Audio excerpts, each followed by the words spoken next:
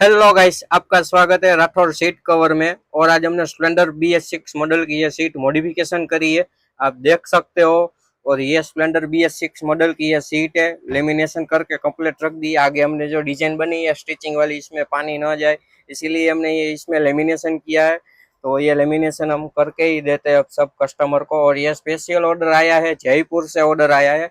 ये दूसरी सीट है, वो भी बहुत बढ़िया आगे डिजाइन में है। ये तो ऑलरेडी वाटर प्रूफ है, यहाँ पे हमने स्टिचिंग नहीं है, एम्बोस किया है।